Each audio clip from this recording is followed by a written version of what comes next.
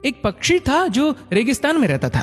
बहुत बीमार, कोई पंख नहीं, खाने पीने के लिए कुछ नहीं, रहने के लिए कोई आश्रय नहीं था। एक दिन एक कबूतर उधर से गुजर रहा था। उस बीमार और दुखी पक्षी ने कबूतर को रोका और पूछा, तुम कहाँ जा रहे हो? उसने उत्तर दिया, मैं स्वर्ग जा रहा हूँ। बीमार पक्षी ने कहा, कृपया मेरे लिए पता करें, मेरी पीड़ा कब तक समाप्त हो जाएगी?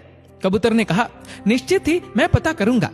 कबूतर ने इतना कहकर बीमार पक्षी से विदा ली। कबूतर स्वर्ग पहुंचा और प्रवेश द्वार पर देवदूत को बीमार पक्षी का संदेश दिया। देवदूत ने कहा, पक्षी के जीवन में अगले 7 वर्ष तक इसी तरह कष्ट लिखा हुआ है। उसे ऐसे ही 7 वर्ष तक कष्ट भोगना पड़ेगा, तब तक उसके जीवन में कोई खुशी नहीं है। कबूतर ने कहा, जब बीमार पक्षी ये सुनेगा तो वह निराश हो जाएगा। क्या आप इसके लिए कोई उपाय बता सकते हैं? देवदूत ने उत्तर दिया, उससे कहो कि इस वाक्य को हमेशा बोलता रहे, इन सब के लिए भगवान तेरा शुक्र है। वापसी पर जब वह बीमार पक्षी कबूतर से फिर मिला तो कबूतर ने उस स्वर्गदूत का संदेश दिया। 7-8 दिनों के बाद कबूतर जब फिर उधर से गुजर रहा था, तब उसने देखा कि पक्षी बहुत खुश था। उसके शरीर पर पंख उगाए थे। उस रेगिस्तानी इलाके में एक छोटा सा पौधा लगा हुआ था। वहां पानी का एक छोटा सा तालाब भी बना हुआ था। चिड़िया खुश होकर चहचहा रही थी। कबूतर चकित था। देवदूत ने कहा था कि अगले 7 वर्षों तक पक्षी के लिए कोई खुशी नहीं होगी। इस सवाल को ध्यान में रखते हुए कबूतर स्वर्ग के द्वार पर देवदूत से मिलने पहुंच गया।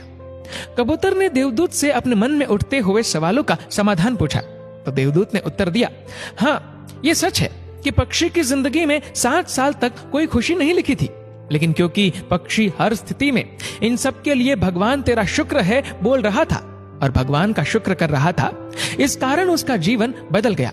जब पक्षी गर्म रेत पर गिर गया तो उसने कहा, इन सब के लिए भगवान तेरा शुक्र है।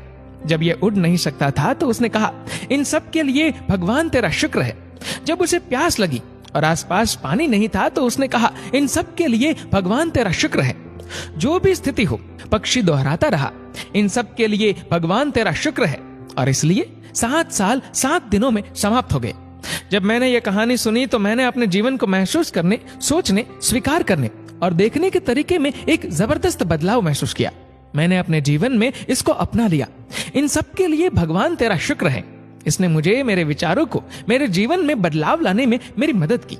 उदाहरण के लिए, अगर मेरा सिर दर्द करता है तो मुझे लगता है कि मेरा बाकी शरीर पूरी तरह से ठीक और स्वस्थ है और मैं कहता हूँ, इन सब के लिए भगवान तेरा शुक्र है। और मुझे लगता है कि सिर दर्द मुझे बिल्कुल परेशान नहीं करता।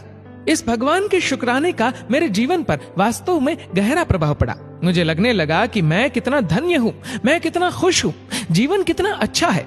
इस संदेश को साझा करने का उद्देश्य हम सभी को इस बारे में अवगत कराना है कि कितना शक्तिशाली है ये, हमारे जीवन को नया रूप दे सकता है। इसलिए आभारी रहे हर चीज के लिए, उस परम पिता परमात्मा के और अपने दृष्टिकोण में बदलाव देखें।